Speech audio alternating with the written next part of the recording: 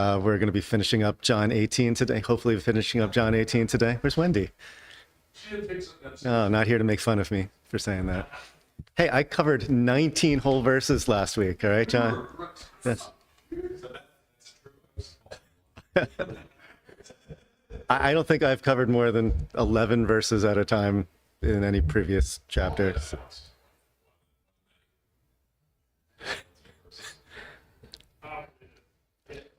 My father-in-law is here visiting today. Would you mind opening us up in a word of prayer?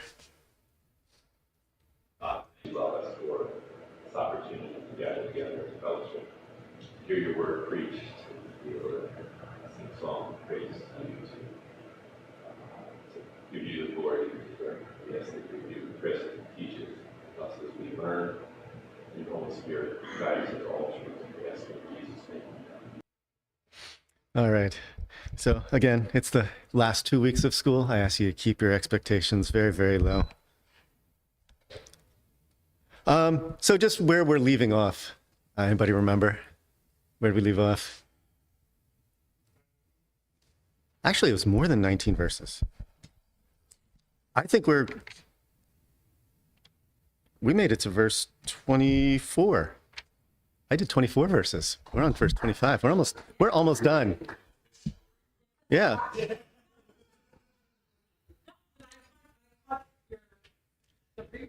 Oh yeah. Yeah, I think I because Peter had already denied Christ once. Jesus had already come before Annas, which was the high priest's. Did I pronounce that correctly, Andy? I was corrected last week. I said Ananias. And kind of had that very illegal, at least according to Sanhedrin law, trial. It was at night. It was he was not allowed to present witnesses for himself. Right? There was a whole lot of laws that were just broken during this sham trial. And I guess it wasn't an official trial because he wasn't officially the high priest. But we know that Annas was probably the power behind his son-in-law's priesthood.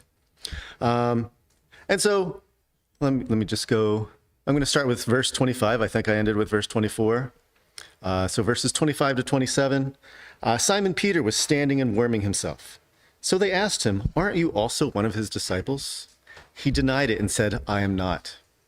One of the high priest's servants, a relative of the man whose ear Peter had cut off, asked, "Didn't I see you with him in the garden?" And Peter denied it once more, and immediately a rooster crowed. Right? So Peter was trying to essentially intermingle with this group of people that were outside trying to warm themselves by the fire. And he's trying to probably be very covert and trying to figure out what's going on with Jesus. There wasn't a whole lot of detail presented, as always, in John's account of this.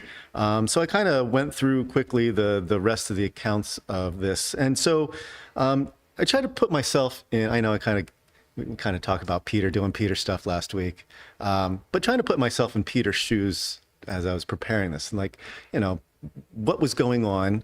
And I think Luke 22 verses 54 to 62 kind of gave us a little bit of indication of what was going on, maybe not in Peter's head, but at least what he was privy to that John didn't really explain very much. I'm going to read that real quick.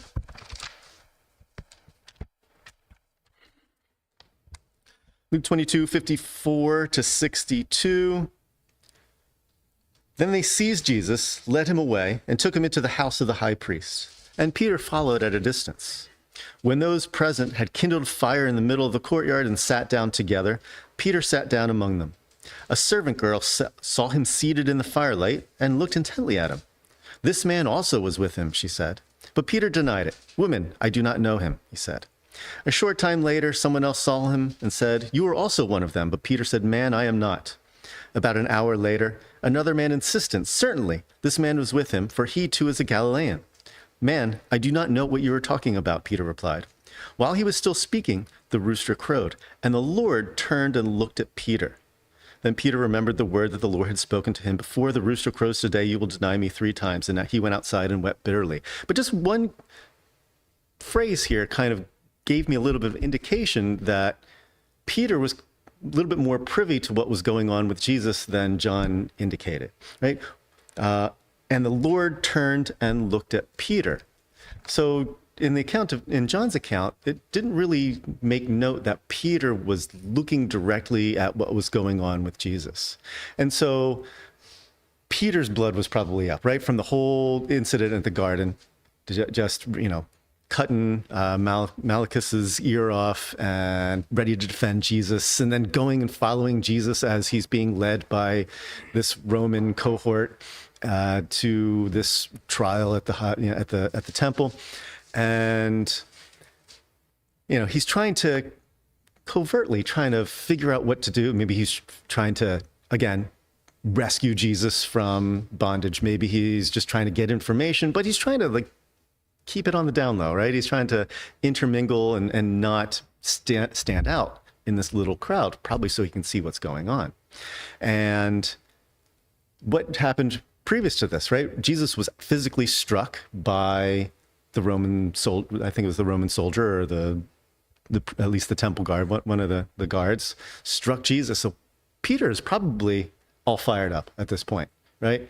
And at least in his mind, he's probably thinking, I want to go and rescue him, or I want to, he's boiling inside a little bit, doesn't know what to do.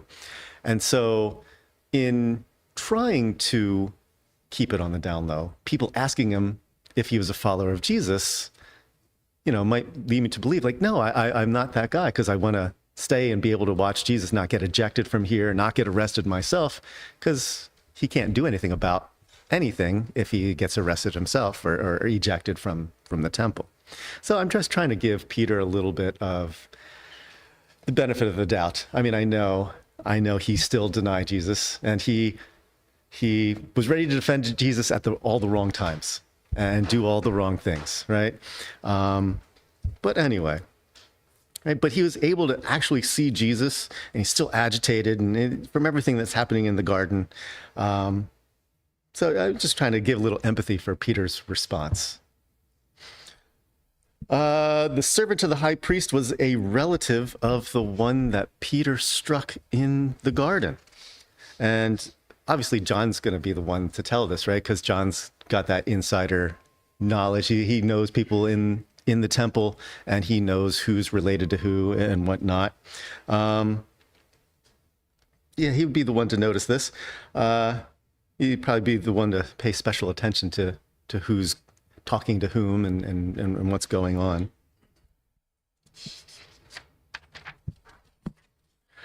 So here Peter denied Jesus the second and third time. And again, I was looking through all of the other Gospels as I was going through this. And here it said, hold on. Where did I end this? Oh, it just ended with Peter denied it once more, and immediately a rooster crowed. But Matthew kind of provided a little bit more information. So Matthew 26:74, I won't even bother reading it. Peter denied the third time with cursing and swearing. And I thought that was interesting that he was, cursing and swearing are very adamant that that's not true, right? What happened to Peter's courage? It kind of waned as the night went on.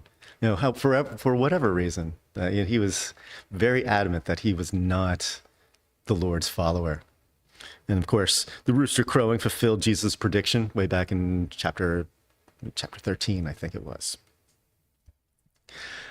So verse 28, then they led Jesus away from Caiaphas into the praetorium. By now it was early morning, and the Jews did not enter the praetorium to avoid being defiled and unable to eat the Passover. A lot of different versions of the Bible just use the governor's mansion.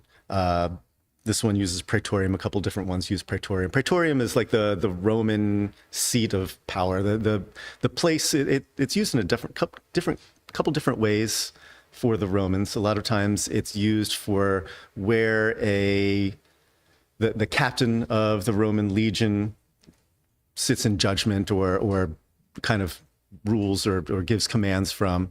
In this instance, it's probably the Roman governor's seat of power, right, where he had trial and whatnot.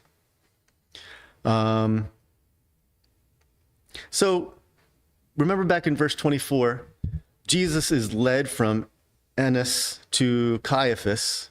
And in verse 28 here, we read from Caiaphas to Pilate. So John kind of omits what happened to Jesus between then. He totally omits Jesus going to Caiaphas. He had the questioning by Annas, and then his account leads directly to Pilate and totally skips the high priest questioning Jesus. And I'm not sure why. Anybody know why John kind of skips that whole thing over? Maybe he thinks Annas is just was the true power, and Caiaphas was just a voice. Consider John was friends with the high priest. Called Annas the high priest who had been. Maybe John was friends with him, but not necessarily with Caiaphas. So he's privy to what happened before, but not after. That's why he doesn't write that. Maybe. But anyway, just to have full understanding of what's going on, the meeting with Caiaphas actually happened twice. He actually had two separate meetings with Caiaphas. The first meeting was that kind of like hastily, Jesus was led at night to Caiaphas from Annas. And then there was actually a more official meeting or interrogation or whatever during daylight, according to Sanhedrin law. And that was Luke 22:66. But anyway, Caiaphas asked him basically during this time, point blank, "Are you the Christ?" And Jesus answered, "I am." Again, there's another one of those "I am" statements, right? I am.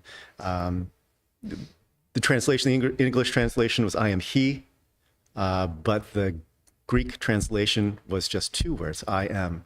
Right? He was declaring his godhood. He was declaring himself to be the Messiah.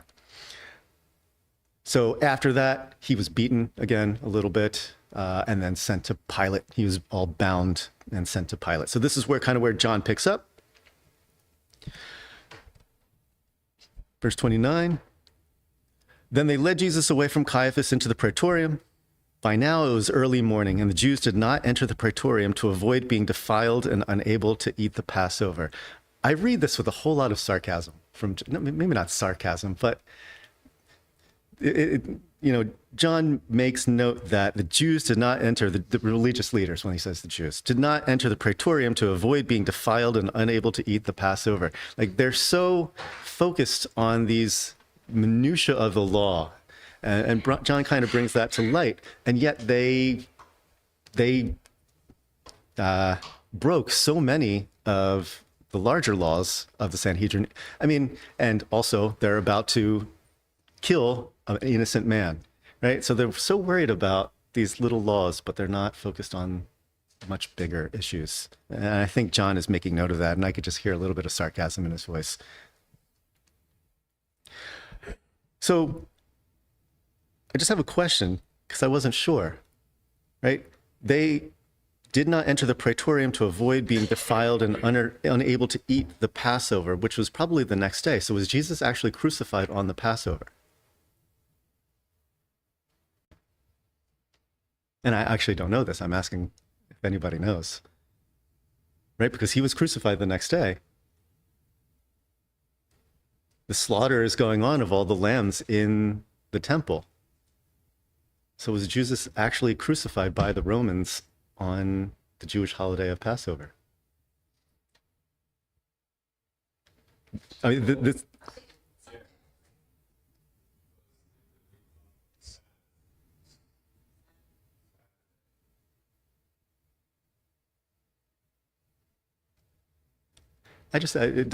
just that little statement kind of made me think about that. Well, anyway, that was just my thought. Maybe that's a roundtable discussion. So Pilate went out to them and asked, "What accusations are you bringing against this man?" "If he were not a criminal," they replied, "we would not have handed him over to you." "You take him and judge him by your own law," Pilate told him. "We are not permitted to execute anyone," the Jews replied. This was to fulfill the word that Jesus had spoken to indicate the kind of death he was going to die.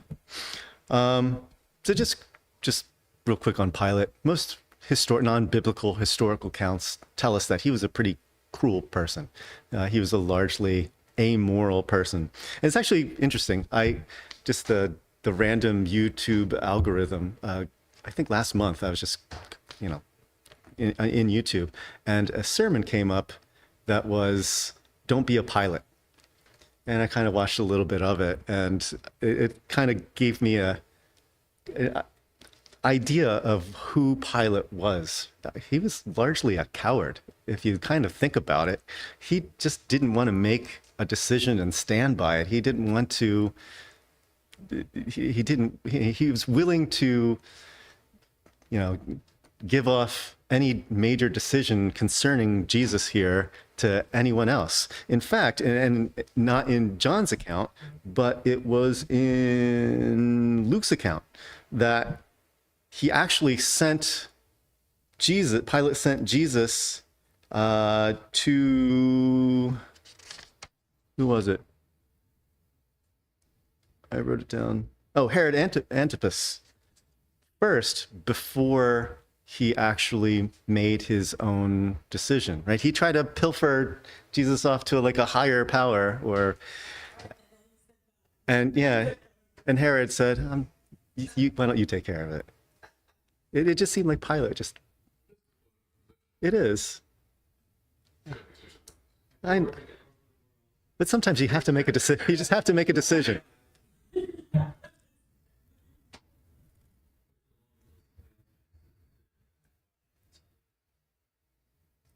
But anyway, I thought that was interesting. Another interesting thing is the religious leaders here completely evaded Pilate's question, right? What did Pilate ask? What accusations what are the charges? What are you charging this man with? And they brought forth no charges. Again, according to Sanhedrin law, there must be a formal accusation for what he supposedly did, or any criminal supposedly did. And they are trying to circumvent that. They're trying to get around actually bringing charges to this. If he were not a criminal, they replied, we would not have handed him over to you.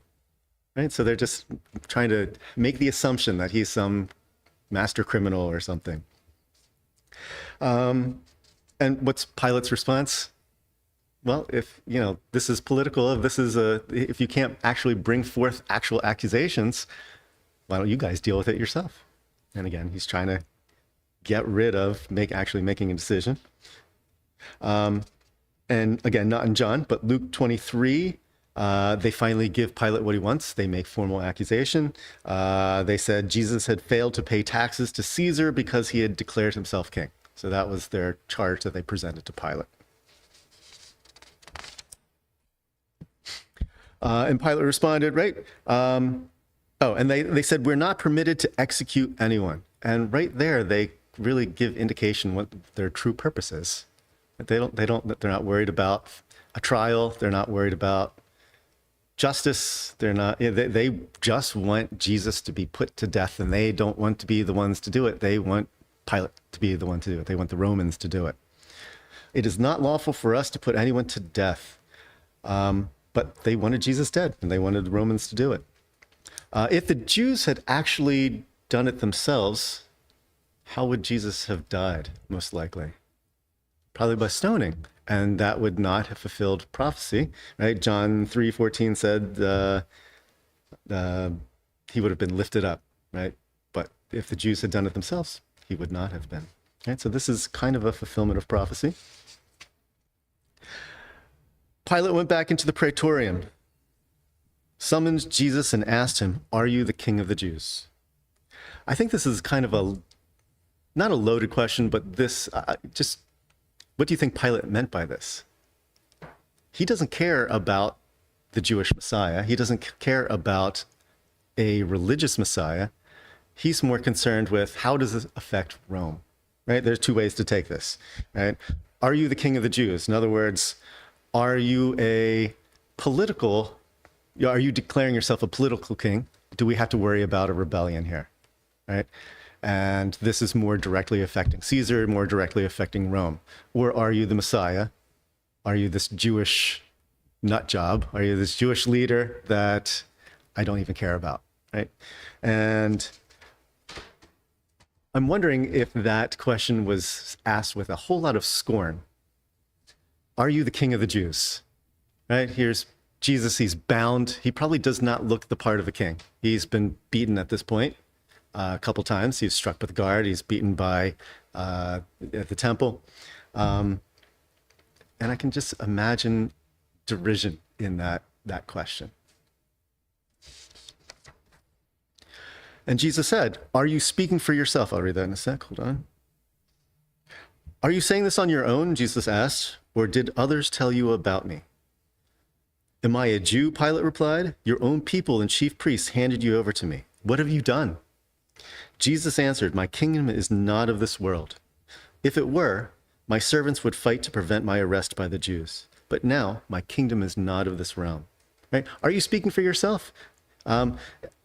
If it were Pilate's question, so he'd be asking, are you a political king? Are you conspiring against Caesar?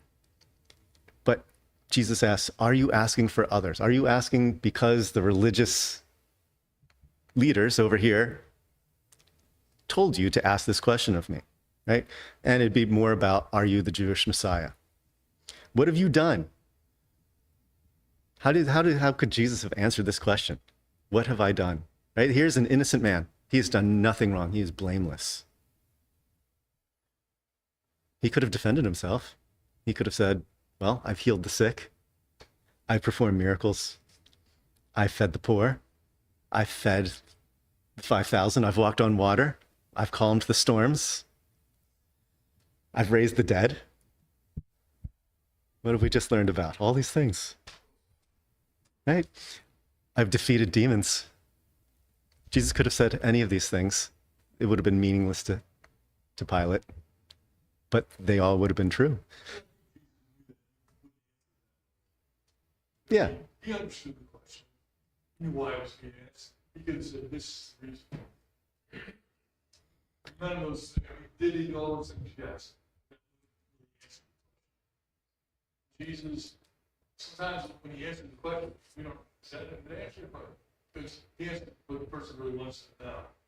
Not what the question is.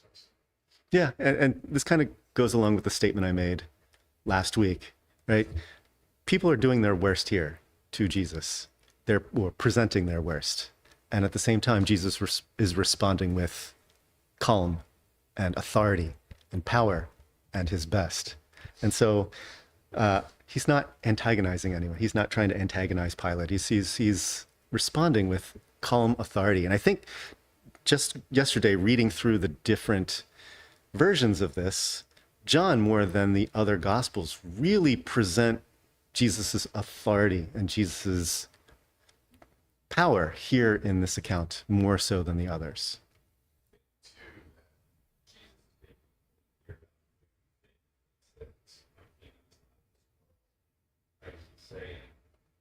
Your questions, whether it's political or otherwise, it doesn't matter. You're thinking in wrong terms. Yeah.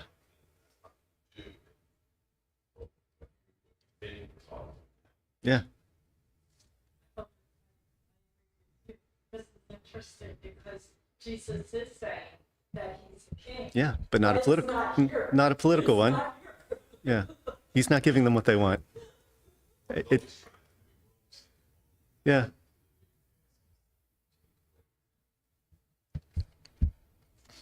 Pilate was probably relieved too that it's not a political coup. It's not a rebellion. He's like, all right, I wash my hands with this almost. Like, I don't really care what's going on, what happens to him. Verse 36, Jesus answered, my kingdom is not of this world. If it were, my servants would fight to prevent my arrest. So Jesus said, I'm presenting peace to you. Like, I'm not, like, there's no rebellion. There's no violence that's going to happen as a count of my declaring myself king. Then you are a king, Pilate said. And again, I just kind of read almost like, you're a madman. you kind of derision, kind of scorn from Pilate. Not it does it. You know, there's an exclamation point there, but it doesn't seem like a proud exclamation or aha kind of thing of like, oh, you were insane or something like that, right? You're harmless is what I'm reading from Pilate. You say that I am a king, Jesus answered. For this reason I was born and have come into the world to testify to the truth. Everyone who belongs to the truth listens to my voice. What is truth? Pilate asked. And having said this, he went out again to the Jews and told them, I find no basis for a charge against him. I'll